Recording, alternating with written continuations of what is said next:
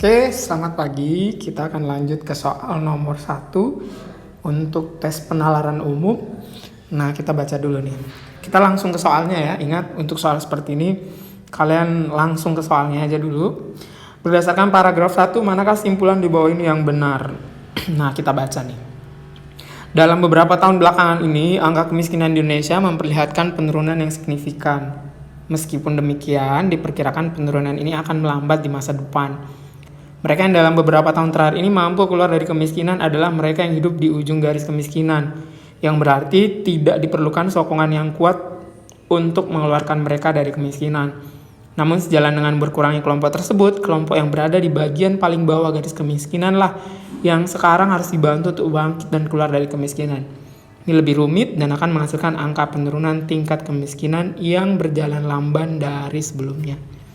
Jadi paragraf saat ini menjelaskan bahwa dengan bantuan-bantuan tertentu, maka angka kemiskinan di Indonesia itu akan berjalan lamban.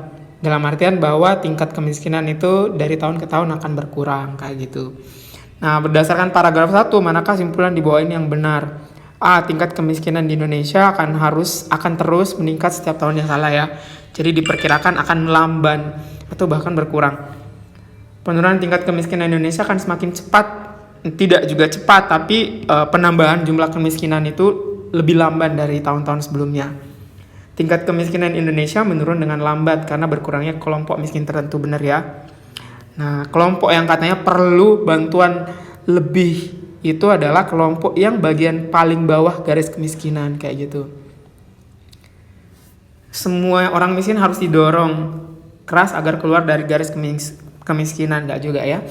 Jadi kalau mereka yang mampu keluar dari kemiskinan adalah mereka yang bekerja sangat keras, nggak juga. Berarti jawaban yang benar adalah yang C. Oke.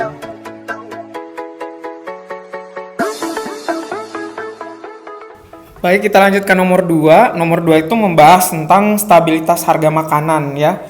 Jadi yang ditanyakan adalah berdasarkan paragraf 2, manakah simpulan yang paling mungkin benar? Nah, kalau paling mungkin benar berarti ada yang mungkin benar lainnya gitu.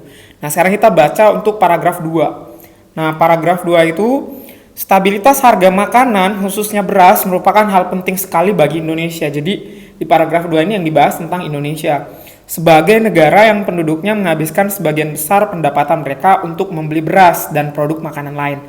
Oleh karena itu, tekanan inflasi pada harga beras, misalnya karena gagal panen, dapat memiliki konsekuensi serius bagi mereka yang miskin atau hampir miskin. Bahkan, sebagian dari mereka yang hidup sedikit saja di atas garis kemiskinan bisa jatuh dalam kemiskinan penuh karena inflasi yang tinggi. Oke, yang A. Inflasi bahan pokok memiliki pengaruh yang tidak penting, salah ya. Sangat berpengaruh terhadap kemiskinan di Indonesia. Yang B. Tekanan inflasi pada harga beras memiliki pengaruh yang serius pada orang miskin. Ya, pengaruhnya serius. Cuman kita keep dulu. Yang C, stabilitas harga makanan di Indonesia selalu berubah-ubah mengikuti tingkat kemiskinan. Nggak ada di wacana mengenai itu. Yang D, gagal panen dapat memiliki dampak yang agak serius bagi orang miskin Indonesia, bener ya? Di-keep dulu. Yang E, inflasi yang tinggi akan menyebabkan tingkat konsumsi orang miskin meningkat. Salah ya? Harusnya kalau inflasinya tinggi, konsumsi orang miskin itu menurun. Nah, berarti yang mungkin untuk soal nomor 2 ini kalau enggak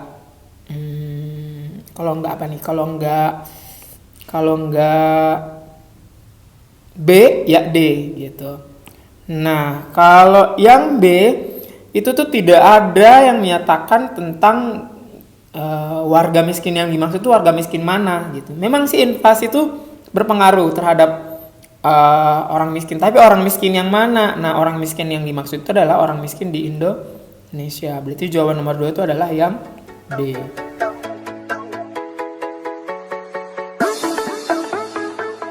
Untuk soal nomor 3, berdasarkan paragraf 2 yang paling mungkin terjadi di Indonesia adalah, nah kalau nomor 3 ini sebenarnya tadi udah ada penjelasan di nomor 2 sebenarnya. Nah, kita lihat ya, yang A. Saat inflasi meningkat, jumlah orang miskin bisa bertambah. Benar nih.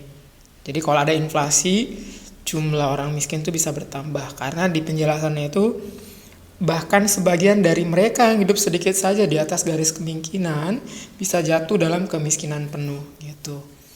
Terus yang B, inflasi akan meningkat harga bahan pokok juga barang elektronik. Nah, barang elektronik nggak dijelasin. Di soal itu lebih menjelaskan tentang inflasi pada harga beras, misalnya karena gagal panen gitu. Kalau sebenarnya udah dapat jawabannya sih nggak usah dilihat lagi yang lain gitu. Nah, ini jawabannya yang benar adalah yang A.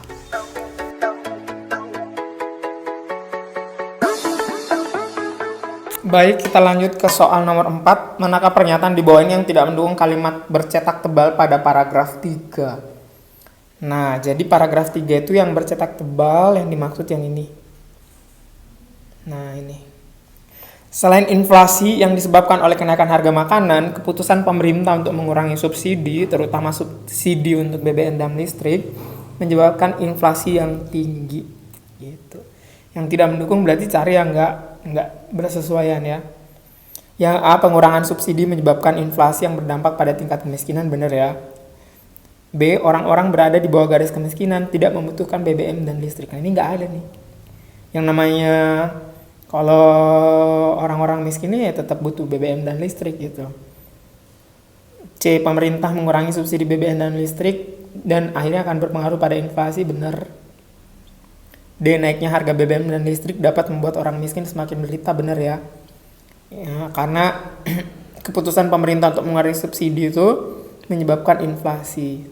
Sementara inflasi itu bisa mendorong jumlah kemiskinan makin besar. Inflasi dapat disebabkan oleh naiknya harga bahan pokok atau penghilangan subsidi di sektor penting. Salah satunya adalah di BBM dan listrik. Maka jawaban nomor 4 adalah yang B.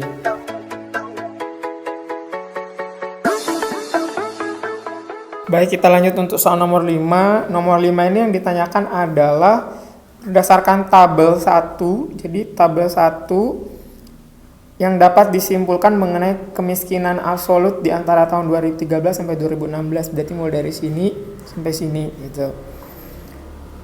Kalau kita lihat berarti yang ini ya. Nah, kalau dilihat sih sebenarnya turun, habis itu naik lagi, habis itu turun lagi. Berarti kan dia sifatnya fluktuatif ya. Tingkat kemiskinan absolut terus menurun, enggak juga, kadang naik kadang turun. Tingkat kemiskinan absolut jumlahnya lebih sedikit di tahun-tahun ganjil. Di tahun ganjil malah ada yang banyak nih, yang ini. Salah berarti. Tingkat kemiskinan absolut jumlahnya lebih banyak di tahun-tahun genap. Di tahun genap 2014 malah menurun. Tingkat kemiskinan absolut terus meningkat di tahun-tahun tersebut, salah ya. Yang tingkat kemiskinan mengalami fluktuasi yang tidak terlalu signifikan. Fluktuasi yang dimaksud ini naik turun, tapi kenaikan dan penurunannya itu tidak begitu signifikan. Jadi kadang naik kecil, terus turun lagi, dan itu tidak terlalu jauh gitu. Maka jawaban yang benar adalah yang E.